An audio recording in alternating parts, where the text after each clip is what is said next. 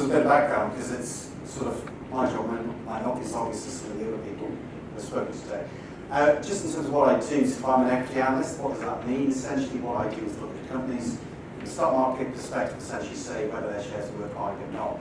In order to do that, you've actually got to have a view of the underlying business, how well the company's doing, so of what it's doing itself, so how it's meeting its trends. And I've covered the media sector now for nearly 20 years. So just thought it's worthwhile sort of just gathering some thoughts, just in terms of what I'm seeing at the moment, just in terms of the space and what's exactly happening. So there we go, that's a bit about us. Okay. So just put down sort of 10 key thoughts on this. I'd say this is probably the most important of the lot. There was a temptation to start talking about digital as though it's all the same. You hear people talk about, oh, we've got digital strategy, digital's great, digital this, digital that. Digital, it's not all the same. If you look from an advertising perspective, this is the UK online advertising market for 2017. There's a huge difference there in terms of the growth rates between the various parts of digital advertising. So if you actually look at what's growing the fastest at the moment, it's online video. So you can see there, the dark green bits on the left-hand side are mobile, in terms of what's happening there. So mobile advertising is growing faster than the overall online advertising market. But if you can see where money's going to at the moment, it's going to online video. Nearly 50% growth in 2017. If you actually look at some of the other parts, search is actually doing okay in the scheme of things. But if you take a look at the middle sort of part in terms of display, banner ads is essentially flat if you look for the overall online advertising market. If you look at classifiers, again, it's slightly down. Those trends have probably continued into the first half of 2018. Now, in terms of the sort of implications for that, I think one thing that would say, you can already see it in some of the company's results, is that you're seeing sort of a noticeable difference in growth rates between the video offerings of if you want to call them traditional media companies, depending on where they are. So for example, if you was to take ITV, the first half in terms of their online video on demand advertising, nearly 50% growth in the first half. That was obviously helped by the World Cup. If you take something like Mail Online has actually seen only mid-single digit advertising growth. And that reflects a sort of difference there. ITV is mainly an online video product. If you take Mail Online, yes, it does have video, but essentially it's banner ads. And that's one of the things that I'd probably say for the newspaper industry is going to be a problem here. If you take newspaper online sites, essentially you look at them, they tend to be formatted pretty much like you'd read a newspaper. That doesn't really lend itself to video in the same way that you would get, for example, a TV site. Banner ads, yes, but you can see advertisers are actually not sort of spending more on banner ads than they have in the past. That's a sort of often quoted charts, the Lunescape chart showing how complex the digital advertising space is, both in terms of actually from a publisher standpoint, from an agency standpoint. There are so many intermediaries that have actually just come in here. Often what's talked about is essentially the problems that you get for the publishers here, but actually what we'd highlight is sort of looking at a sort of more positive view, is actually there are a number of sort of optimistic scenarios here as well. A number of opportunities here for publishers. One is to say publishers can bypass the agencies and go direct to advertisers. You are starting to see some companies, not sort of a little bit in the press space, but more sort of TV and outdoor, talking about the fact of why do we necessarily need to go to the media buyer, lose some of our revenue, why don't we go direct to advertisers and actually sort of give the sort of true message of what our platform can offer, as opposed to being filtered through a media agency that might not be as positive on the platform. The SME market, I think, is a really good opportunity. If you look at sort of Google and Facebook, really sort of the bedrock of what they do is the SME market. Now, traditionally, the advertising in the national newspaper, the advertising on the TV platform, that would be outside the reach of SMEs. Actually now, with video offerings, with digital offerings generally online, we're seeing more targeted ads, and also as well more personalised ads. That gives us an opportunity for traditional media companies to actually break into the SME space. Again, interesting question longer term, what that means for Facebook and Google. Also as well, getting the slice of digital budgets, one of the things that you'll start to see now within the space is, for example, was having a sort of meeting with JCB Co. In Outdoor. What they're saying now is not only are they starting to actually gain a slice or get the outdoor advertising budgets with their digital screens, but also as well they're now starting to take a slice of advertisers' digital budgets. So essentially what you're doing there is you're double dipping. You're effectively playing in two pots as opposed to one, which is another big opportunity. A final point, we'll come on to this more in a moment, is that advertisers are starting to wake up to the fact that brand safety is crucial. If you take the comments from Procter & Gamble, talking about taking money off digital, $100 million per quarter, not seeing an impact in terms of its advertising revenues, the comments from Unilever and so forth, there is starting to be a realisation that there is a lot of money that is actually wasted when it comes to digital advertising. And that sort of feeds onto this point. Yeah, if you look at this is not my chart, it's actually from Ubiquity, the auditors. But if you look at if you were to take a pound of advertising spend and so forth and sort of filter it down in terms of what actually reaches a target audience in a brand safe environment, very, very little, 5 to 7% according to their estimates.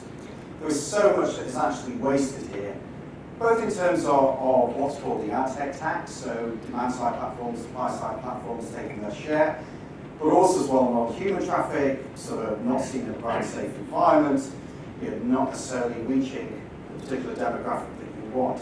Now, if you think about it from an advertiser's perspective, you think about ad budgets, you think that some people have talked about putting 20-25% of ad budgets, firms' ad budgets globally into digital. That's a huge amount of waste of money. That's now starting to creep into people's minds that one, is a huge amount of waste of money, and two, quite frankly, if you're an advertiser, you've got to wonder actually what's the impact it's having on your top line if you're actually wasting so much money on a product that quite frankly doesn't work. Now, one misconception that you get in terms of digital is cheap. There's been a census in terms of talking about infantry procurement officers getting in there and just looking for price. Actually, digital doesn't necessarily need to be cheap. It goes back to the point before. The actual premium content on digital is quite limited. If you've got content that advertisers know that people will watch and that people are essentially shown the brand safe environment and it's good quality content, then you can actually command a large premium to traditional media. So this is, for example, STV, the Scottish broadcaster in ITV1. Left-hand side talks about the cost per thousand rates in terms of ITV1, or STV, £4.50. You can see on the right-hand side, when they're actually selling the cost per thousand rates, when it comes to STV, it's multiple around 4 to 5 times of that amount. The reason is, quite frankly, that advertisers are looking for digital, but again, it goes back to the point before, that what they want is content that they feel is actually being watched by viewers. And that's why things such as pre-roll actually are quite important, because I think it's fair to say that one of the things that we're seeing is that people will tolerate advertising as long as they feel as though they're actually getting something for it at the end of the day. Broadcasters, for example, are in a great position to exploit that. Digital also as well can be a game changer. This is something we used in terms of some of our research that we've done in terms of ITV. What ITV has done, which is interesting, it's moved away from reporting TV advertising. Now it reports total advertising, which includes sponsorship and online VOD revenues. If you look at it now, if you were to take the first half results for ITV, that TV advertising was probably flat. If you take total advertising, the growth was +2. So it's starting to have a meaningful impact on advertising numbers. We think essentially that will grow as the years go out. So in the outer years, we're thinking there'll be something like a 3 to 4 percentage points difference between our TV advertising growth and the total advertising growth. We're actually quite positive on the future of TV, just to the side. Now there, if you look at the traditional media players, their share of the online advertising market at the moment is far lower. Their share of the online video on demand market is far lower at the moment than it is in terms of traditional media. So like an ITV is probably estimated around 6% share of online VOD. It's got around 45% share of the TV ad market.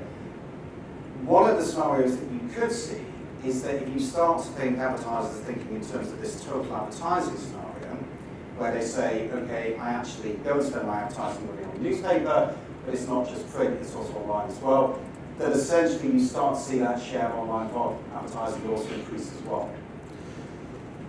Another misconception you get, that essentially digital means low margins. Absolutely not the case. So if you take the online classified space, this is people like sort of Australia, Whittaker and so forth. What they've done is essentially taken what was print classified revenues in areas such as property and cars, transferred it online. All the advantages of the old model. If you're the market leader, you benefit from very strong network effects. Also as well, you've got very high barriers to entry. You don't have any of the technological threats. Yeah, and crucially as well, you don't have regulatory impacts like you used to have with the ODL pages businesses.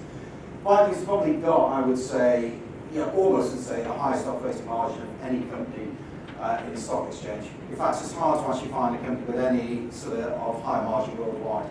It's around 75% margin, operating margin, and it has to keep that margin down. Yet it is such sort of a money-making machine. So the idea that digital sort of means lower profit, not necessarily true. A couple of sort of final points. Sort of these are two slight warnings. One, it can be very, very sort of tempting to get to this whole idea of digital views, and we've got a huge amount of digital views. It looks absolutely fantastic. This is for the 2014 World Cup. It sort of looked at ESPN, looking at their digital views versus their TV audience. Yeah, everyone said, what a great digital view. Nearly 116 million digital views. TV audience only around 4.3 million for an average TV audience. The point is you're comparing apples with pears. When you actually took that those digital views, transcribed it into an average TV audience on a like-for-like basis, that 115.7 million views came to the equivalent of 0.3 million audience. So quite useful, but nowhere near the sort of scale of what they were actually making on TV.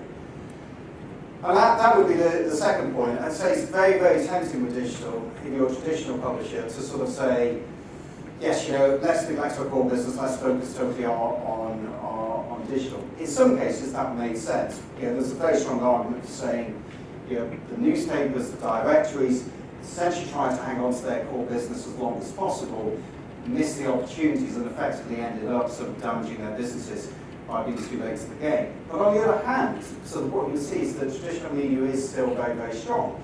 Again, most people think that sort of individuals are all spending all their time on Facebook and YouTube. If you actually look at it, and I'd argue that that's a sort of very sort of London bubble point of view. So if you look across the whole country in terms of things, things such as linear TV actually still the majority of most people's time. It's actually, if you look at 16 to 24-year-olds, still the majority of their viewing time as well. Two final points. This is just from a share price perspective, two useful charts. Again, it's just to say that essentially those companies that do transform themselves can actually do quite well in terms of the share price perspective. So the sort of, if you look at the sort of the flatlining chart, that's the European media sector. In terms of the share price performance over the past 5 years, it's hardly done anything. Those are three companies that essentially have transformed themselves from newspaper publishers into very much online companies. So they were the Axis Springer, the German publishers, Schibsted in Scandinavia, and Naspers, the South African company. If you get it right as a publisher, and you do transform yourself into digital, then the market will reward you for that. And the same also as well goes for the online classified portals companies, so the Australians and the Whitacers. Said before, these are great companies. If you're the market leader in these companies, it's very, very hard to dislodge you. It doesn't matter how much money you actually have within the space. And again, the market will actually reward you, sort of not so much recently because there's been sort of some market turmoil, but certainly if you look at the longer term perspective, sort of investors very much like those companies.